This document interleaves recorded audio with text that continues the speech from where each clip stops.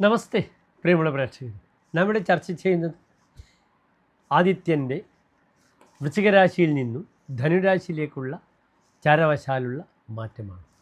എപ്പോഴാണ് മാറ്റം സംഭവിക്കുന്നത്? 1201 ധനുമാസം 1-ാം തീയതി, അതായത് വൃശ്ചികമാസം 28-ാം തീയതി അർദ്ധരാത്രി കഴിഞ്ഞ് ധനുമാസം 1-ാം തീയതി ഉദയാൽ പൂർവം, അതായത് 2025 ഡിസംബർ 15 കഴിഞ്ഞ് 16-ാം തീയതി പുലർച്ചെ ഉദയാത്പൂർവം 4:15 ധനുരവി സംക്രമം. ധനുമാസത്തിൽ ധാരാളം വിശേഷങ്ങളുണ്ട്, സവിസ്തരം നമുക്ക് പ്രതിപാദിക്കാം. ഇവിടെ സ്വതവേ വൃശ്ചികത്തിലെ സൂര്യൻ അത്ര ശുദ്ധനല്ല. പലപ്പോഴും സാഹസികതയും എടുത്തുചാട്ടവും ഒക്കെ നടത്തി അശുഭഫലങ്ങളെ പ്രതിനിധാനം ചെയ്യുന്ന ഗ്രഹമായിരുന്നു സൂര്യൻ. പലപ്പോഴും ശ്രദ്ധിക്കുക, വൃശ്ചികത്തിലെ സൂര്യൻ വളരെയധികം നന്മകൾ പ്രദാനം ചെയ്ത് കാണാറുണ്ട്. പക്ഷേ ധനുവിലെ സൂര്യൻ അങ്ങനെയല്ല. വ്യാഴക്ഷേത്രത്തിലെ സൂര്യന് വ്യക്തമായ ഒരു ദിശാബോധം കൊടുക്കുന്നുണ്ട് ജ്യോതിഷത്തിൽ. അവയുടെ ആശ്രയഫലം തന്നെ നിങ്ങൾ ശ്രദ്ധിക്കുക. സൽപൂജ്യ, സജ്ജനങ്ങൾ തന്നെ പൂജിക്കും, ബഹുമാനിക്കും. ധനവാൻ, സാമ്പത്തികമായിട്ടും വളരെയധികം ഗുണം കൊടുക്കും ധനുവിലെ സൂര്യൻ. ധനുർധരഗതേ തീഷ്ണ ഭിഷക് കാരുക. ധനുർധരഗതേ ധനുരാശിയിൽ വരുമ്പോൾ തീഷ്ണ, സ്വഭാവത്തിൽ തീഷ്ണത ഉണ്ടാകും. സ്വതവേ തീഷ്ണതയുള്ള രാശിയാകുന്നു ധനുരാശി. അതിനാൽ തീഷ്ണത വളരെ കൂടും. ഭിഷക് ഒന്നുകിൽ വൈദ്യശാസ്ത്രത്തിൽ വളരെ പ്രവീണനാവും, അല്ലെങ്കിൽ കാരക ശില്പിയാകും. ശില്പവേലകളിൽ വളരെയധികം എഞ്ചിനീയറിങ്ങുമായി ബന്ധപ്പെടുന്ന ടാലൻറ്റ് വളരെയധികം കൂടുമെന്നൊരു ഫലം പറഞ്ഞിട്ടുണ്ട്. സ്വതവേ ധനുരാശിക്ക് ശില്പബുദ്ധി എന്നൊരു പേര് പറഞ്ഞിട്ടുണ്ട്. ആരോഗ്യ സാങ്കേതിക മേഖലകളിൽ ശോഭിക്കും ധനുവിൽ നിൽക്കുന്ന സൂര്യനെന്ന് നിങ്ങൾ അറിയുക. നല്ലൊരു ഫലമാണ് ധനുവിൽ നിൽക്കുന്ന സൂര്യനെ പറ്റി പറഞ്ഞിട്ടുള്ളത്. അത് ഓരോ രാശിക്കാർക്കും എപ്രകാരമാണെന്ന് നമുക്ക് ചിന്തിക്കണം. അതിനുമുമ്പേ മനസ്സിലാക്കണം, താതസ്യാത്മപ്രഭാവ, പിതാവിൻ്റെ കാരകനാണ്. അപ്രകാരം തന്നെ വ്യക്തിത്വം, ഇതും കൂടി ചിന്തിക്കേണ്ടുന്ന ഗ്രഹമാകുന്നു സൂര്യൻ. അതിനാൽ ഈ സൂര്യൻ ധനുരാശിക്കാർക്ക് നന്മകൾ പ്രദാനം ചെയ്യും. എപ്രകാരം ഓരോ രാശിക്കാർക്കും എന്ന് നമുക്ക് ചിന്തിക്കണം. അതിന് പുറമെ ഒരു കാര്യം കൂടി മനസ്സിലാക്കുക, അടുത്ത മാസം മകരം 1-ാം തീയതി ഒരു പുത്തൻ മാസം ആരംഭിക്കുകയാണ്, ഉത്തരായനം ആരംഭിക്കുകയാണ്. സൂര്യൻ ശക്തമായി വരുന്ന എല്ലാ സാന്നിധ്യവും പ്രകടിപ്പിക്കുന്ന ഒരു രാശിയാണ് ധനുരാശി എന്നറിയുക.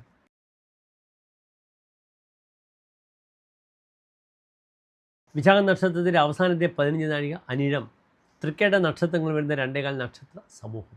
ഇവിടെ വൃശ്ചികൻ രാശിക്കാർക്ക് ആദ്യത്തിൽ നിൽക്കുന്നത് അവരുടെ കർമാധിപനായി 10-ാം ഭാവാധിപനായി നിൽക്കുന്നത് 2-ാം ഭാവത്തിലാണ്. ആദ്യത്തിനെ കൊണ്ട് ചിന്തിക്കേണ്ടത് അവരുടെ കരിയറാണ്, തൊഴിലാണ്. 10-ാം ഭാവമാണ്. എന്താണ് 10-ാം ഭാവം? ദേവാലയ, നഗരസഭ, മാർഗാലയ, ദാസ, സർവകർമാണി. എല്ലാതരം തൊഴിലുകൾ, ദേവാലയങ്ങൾ, നഗരസഭ, മാർഗാലയങ്ങൾ, ഗസ്റ്റ് ഹൗസുകൾ, ആജ്ഞ ആലംബനമേത സർവം ചിന്യം ഹി ദശമത. തൻ്റെ കമാൻഡിങ് പവർ, ആജ്ഞ, ആലംബനം, തന്നെ ഡിപ്പെൻഡ് ചെയ്യുന്നവർ, തന്നെ ആശ്രയിക്കുന്നവർ, ഇവരൊക്കെ ചിന്തിക്കേണ്ടത് 10-ാം ഭാവം കൊണ്ടാണ്. അതിനാൽ 10-ാം ഭാവാധിപന് ആദിത്യൻ 2-ാം ഭാവത്തിൽ നിൽക്കുന്നു. 2-ാം ഭാവത്തിൽ ആദിത്യൻ നിൽക്കുമ്പോൾ ഹോരാചാര്യർ പറഞ്ഞ ഫലം ഇത് മാത്രമാണ്. ഭൂരിദ്രവ്യോ നൃപഹൃതധനി വക്രരോഗി ദിദിയെ. ഇയാൾ നേത്രരോഗിയാവും, ഇയാൾക്ക് കണ്ണുകൾക്ക് രോഗം വരും. ഭൂരിദ്രവ്യ, ഇയാൾ ധാരാളം കാശുണ്ടാക്കും. നൃപഹൃതധനി, രാജാവ് തന്നെ ധനം അപഹരിക്കും. അതിനാൽ സമ്പന്നർ ശ്രദ്ധിക്കണം. വലിയ സാമ്പത്തികമായ വിഷയത്തിലൊക്കെ വലിയ ക്ലേശങ്ങളിലേക്ക് പോകും. തൻ്റെ ധനം എന്ത് ചെയ്യപ്പെടും? സർക്കാർ കണ്ടുകെട്ടുക. അതിനാൽ ഗവൺമെൻറ്റുമായി ഇല്ലീഗലായി ബന്ധപ്പെടുന്ന റിലേഷനിലൊക്കെ വ്യാപാരങ്ങൾ ചെയ്താൽ അതിന് തിക്തഫലങ്ങൾ അനുഭവിക്കും. പ്രത്യേകിച്ച് മത തീവ്ര സംഘടനകളുമായി ബന്ധപ്പെടുന്ന ആളുകളൊക്കെ വളരെ ശ്രദ്ധിക്കേണ്ടി വരും. പെട്ടെന്ന് ED വന്ന് ഇവിടെ what the source of your income source ചോദിക്കും. അങ്ങനെ ഉത്തരവുണ്ടാകില്ല. ബബ്ബ എന്ന് പറയുമ്പോൾ ഒക്കെ എന്ത് ചെയ്യും? ഗവൺമെൻറ് കണ്ടുകെട്ടുന്നൊരവസ്ഥയാണ് വരിക. വളരെ ശ്രദ്ധിക്കണം.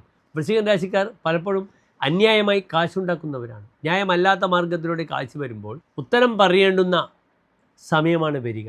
ചാണക്യ സംഹിതയിൽ ചാണക്യൻ പറഞ്ഞിട്ടുണ്ട്, അന്യായേന ആർജിതം ധനം തന്യായേന വിനശ്യതി. നിങ്ങൾ അന്യായമായി ഉണ്ടാക്കിയാൽ അതേ ന്യായത്തിൽ തന്നെ ആ ധനം നശിക്കും. പ്രാപ്തിയൊരു ഷോഡശേ വർഷേ സമൂലം തദ് വിനശ്യതി. അത് 16-ാമത്തെ വർഷം ആകെപ്പാടെ കൊണ്ടുപോകും, മൂലത്തോടുകൂടി, റൂട്ടോടുകൂടി പോകുമെന്ന്. ഇപ്പോൾ ശബരിമലയിൽ എത്രയോ വിവാദങ്ങൾ ഉണ്ടാക്കിയ വ്യക്തികളെ നാം കാണുകയാണ്. അവർ നിത്യവും കോടതിയിലും പോലീസ് സ്റ്റേഷനിലും കയറി ഇറങ്ങുകയാണ്. ഇതൊക്കെ ചാണക്യൻ വർഷങ്ങൾക്ക് മുമ്പ് നമ്മളോട് പറഞ്ഞു. ചമത്കാരി ചിന്താമണിയിൽ പറഞ്ഞിരിക്കുന്ന ഫലം ഇപ്രകാരമാണ്: ധനയസ്യ ഭാനുസ്സ ഭാഗ്യാധിക സ്യാത്. രണ്ടിൽ സൂര്യൻ വീഴുമ്പോൾ നല്ല ഭാഗ്യമുണ്ടാകും. ചതുഷ്പാസുഖം സദ്വയെ സംജയാതെ. നിങ്ങൾക്ക് വാഹനസുഖം ലഭിക്കും. സദ്വയെ സംജയാതി. നല്ല കാര്യങ്ങൾക്കായിട്ട് നിങ്ങൾ ധനം ചെലവാക്കും. അതിനാൽ ചാരിറ്റി നന്മകളൊക്കെ ചെയ്യാം. രണ്ടാം ഭാവം കുടുംബമാണ്. കുടുംബക്ഷേത്രങ്ങളിൽ നിങ്ങൾക്ക് എന്തൊക്കെ ചെയ്യാൻ പറ്റും അതൊക്കെ ധനു 1-ാം തീയതി നിങ്ങൾ ചെയ്യണം. ഡിസംബർ 16-ാം തീയതി വൃശ്ചികൻ രാശിക്കാർക്ക് ചെയ്യുന്നത് വളരെ ഗുണമാണ്. കുടുംബേ കലിർ ജായതേ. ഭാര്യ കാരണം കുടുംബത്തിൽ കലിയുണ്ടാകും. പലപ്പോഴും കുടുംബബന്ധത്തിൽ വലിയ ബുദ്ധിമുട്ടുകൾ സ്ത്രീകൾ കാരണം ഉണ്ടാകും. ഒരുപക്ഷെ മറുപക്ഷത്ത് അമ്മായിയമ്മയാകാം. ഭാര്യ അമ്മായിയമ്മയായിട്ട് കലഹിക്കും. അവരെ ഒരു തരത്തിലും വഴങ്ങില്ല, കോംപ്രമൈസ് ചെയ്യില്ല. അവരുടെ വീട്ടിൽ പോകണം എന്നൊക്കെ പറയും. അങ്ങനെ കുടുംബത്തിൽ സമാധാനം കുറയുന്ന മാസമാണിത്. ക്രിയാനിഷ്ഫലായാതി ലാഭസ്യ ഹേതുഹോ. ലാഭത്തിന് വേണ്ടി ചെയ്യുന്ന പല കർമ്മങ്ങൾക്കും ഫലം കുറയും. അതിനാൽ വളരെ ശ്രദ്ധിച്ചിട്ട് മാത്രം സാമ്പത്തിക വിഷയത്തിൽ ഇടപെടുക.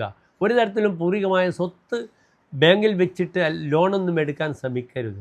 അല്ലെങ്കിൽ സ്വത്ത് നഷ്ടപ്പെടുന്ന സമയം കൂടിയാണ്. രണ്ടാം ഭാവത്തിൽ പാപഗ്രഹമാണ്. പാവേ വിത്തകതേ സ്വപൂർവ നിജിത ദ്രവ്യ ക്ഷയ. പൂർവികമായി ഉണ്ടാക്കിയ സ്വത്തിന് നാശം വരും. ഭർത്തവ്യാമയ. കുടുംബത്തിൽ രോഗികളുണ്ടാകും. കുടുംബത്തിൽ സമാധാനം കുറയും. ധാരാളം രോഗത്തിന് വേണ്ടി മരുന്ന് ചെലവാക്കേണ്ടി വരും. തനിക്ക് വലത്തെ കണ്ണിന് രോഗം വരും. ദുഷ്ടോക്തി. അനാവശ്യമായ വാക്കുകൾ സംസാരിക്കാൻ പാടില്ല. പാത്രക്ഷതി. വിഭവങ്ങൾ നശിക്കും. അതിനാൽ വളരെ ശ്രദ്ധിച്ചില്ലെങ്കിൽ ധനനഷ്ടം വരും. ബുദ്ധിമുട്ടുകൾ വരാതെ വൃശ്ചികൻ രാശിക്കാർ ശ്രദ്ധിക്കുക. സ്വതവേ അഷ്ടമ വ്യാഴം കൂടിയാണ് വൃശ്ചികൻ രാശിക്കാർക്കെന്നറിയുക. നന്ദി.